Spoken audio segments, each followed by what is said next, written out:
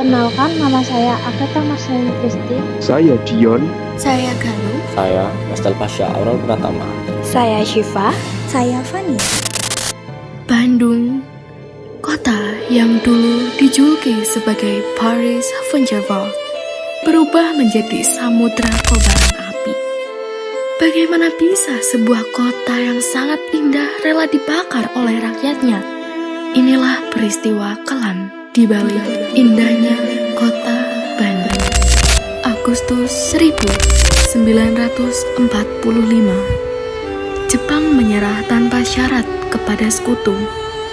Momen inilah yang dimanfaatkan Indonesia untuk memproklamasikan kemerdekaannya. 17 Agustus 1945. Berita proklamasi menyebar sangat cepat. Sabang sampai Merauke, suasananya haru. Semangat membara, Indonesia akhirnya merdeka. Namun kenyataannya, tak semua negara mengakui kemerdekaan Indonesia. Belanda menolak. Mereka beranggapan bahwa Nusantara hanyalah Hindia Belanda di bawah kekuasaan mereka. Tak lama setelah proklamasi, pasukan sekutu mendarat di Indonesia. Dalihnya untuk melucuti tentara Jepang dan membebaskan tawanan perang. Namun di balik itu, bak udang di balik batu, mereka membawa serta NICA, Netherlands Indies Civil Administration, pemerintah sipil Belanda yang punya misi yang sangat jelas, mengembalikan Indonesia ke tangan Belanda. Saat sampai di Bandung, sekutu mengeluarkan ultimatum pertama. Semua senjata rakyat dan juga TKR harus diserahkan. Lalu situasi semakin memburuk ketika Bandung dilanda banjir yang sangat besar. Alih-alih membantu, Belanda justru memanfaatkan keadaan ini untuk mengeluarkan ultimatum kedua, di mana seluruh warga Bandung Selatan harus meninggalkan kota sebelum 24 Maret 1946. Mulai dari sinilah Bandung berubah menjadi kota penuh ketegangan, layaknya bom waktu yang tinggal menunggu ledakan besar, hingga akhirnya meledak dalam peristiwa Bandung Lautan Api. Pada 21 November 1945, pasukan sekutu di bawah komando Inggris mengeluarkan ultimatum pertama kepada para pejuang dan tentara keamanan rakyat di Bandung, Indonesia. Ultimatum ini secara spesifik menuntut agar semua senjata api yang dimiliki oleh pihak Indonesia di Bandung bagian utara diserahkan kepada sekutu. Tujuannya adalah untuk mencegah pertempuran lebih lanjut dan menegakkan kembali kendali sekutu di wilayah tersebut. Meskipun ultimatum ini bertujuan untuk melucuti senjata pejuang Indonesia, pihak Indonesia menganggapnya sebagai upaya untuk melemahkan perlawanan mereka.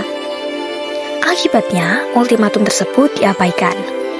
Penolakan ini memicu ketegangan yang semakin meningkat, yang kemudian berujung pada pertempuran dan ultimatum kedua pada 23 Maret 1946. Pada tanggal 23 Maret 1946 siang, Sekutu atau NICA mengeluarkan ultimatum pasukan Republik harus segera meninggalkan Bandung. Pada tanggal 23 Maret 1946 malam, pemerintah dan Tentara Republik Indonesia (TRI) memutuskan mundur dari Bandung, tapi sebelum itu melaksanakan strategi bumi hangus, membakar gedung-gedung penting, gudang amunisi, pabrik, serta rumah-rumah agar tidak dipakai Belanda. Pada tanggal 23 Maret sampai 24 Maret 1946 tengah malam, aksi pembakaran berlangsung besar-besaran di Bandung Selatan. Api menjalar luas, kota berubah menjadi lautan api.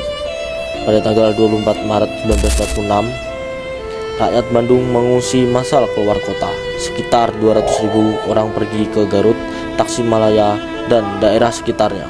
Setelah 24 Maret 1946, Sekutu atau NICA masuk ke Bandung, tapi yang mereka dapati hanyalah kota kosong yang hancur terbakar. tokoh penting dalam Perang Bandung Lautan Api. Abdul Haris Nasution adalah tokoh penting dalam peristiwa Bandung Lautan Api karena ia memimpin musyawarah dan memutuskan evakuasi masyarakat serta memimpin Divisi 3 dalam upaya mempertahankan kota. Bahkan menyusun strategi perang bersama Sultan Syahrir. Peran kuncinya dalam peristiwa tersebut adalah sebagai Komandan Divisi 3 yang memimpin jalannya peristiwa penting itu.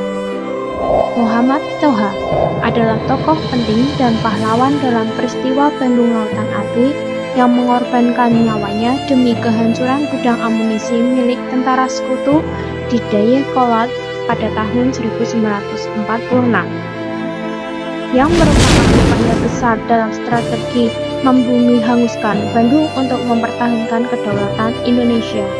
Sebagai Komandan Barisan Rakyat Indonesia atau BRI, aksi heroiknya bersama pasukan lain dalam menghancurkan gudang senjata tersebut berhasil menghancurkan sebagian besar persediaan musuh meskipun harus gugur dalam aksi tersebut.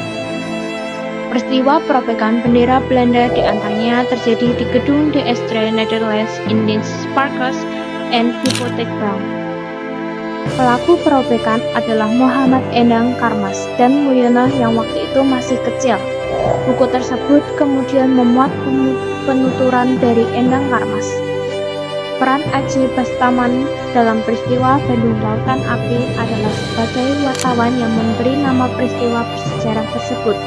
Ia menyaksikan langsung pembakaran kota Bandung dari Gunung Letik dan kemudian menulis berita dengan judul Bandung Jadi Lautan Api, yang kemudian disingkat menjadi Bandung Lautan Api di surat kabar Suara Merdeka.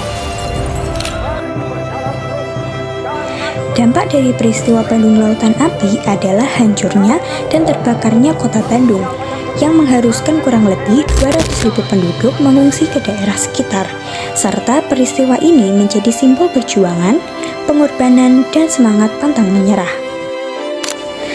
Akhir dari peristiwa ini adalah keberhasilan taktik bumi hangus yang membuat sekutu tidak dapat menggunakan Bandung sebagai basis militer, sekaligus menjadi peristiwa heroik yang diyakini menginspirasi lahirnya lagu Halo Halo Bandung. Bayangkan suasana Bandung pada malam 23 Maret 1946. Ribuan warga meninggalkan rumah mereka sambil menyulut api di sudut-sudut kota. Bukan karena mereka putus asa, tetapi justru karena tekad mempertahankan kemerdekaan. Mereka lebih rela kehilangan kota yang mereka cintai daripada melihatnya jatuh ke tangan penjajah. Api berkobar di langit Bandung, menangis gelap malam dan menyulut semangat perlawanan. Dari peristiwa inilah kita belajar makna sejati perjuangan. Bandung Lautan Api menjadi bukti nyata bahwa kemerdekaan Indonesia tidak hanya dipertahankan dengan senjata, tetapi juga dengan pengorbanan besar. Strategi bumi hangus memperlihatkan keberanian rakyat untuk melemahkan ruh musuh, dan semangat pantang menyerah ini menginspirasi perjuangan di seluruh Nusantara. Hingga kini, Bandung Lautan Api dikenang sebagai simbol heroisme, sebagai simbol cinta tanah air yang tak pernah padam.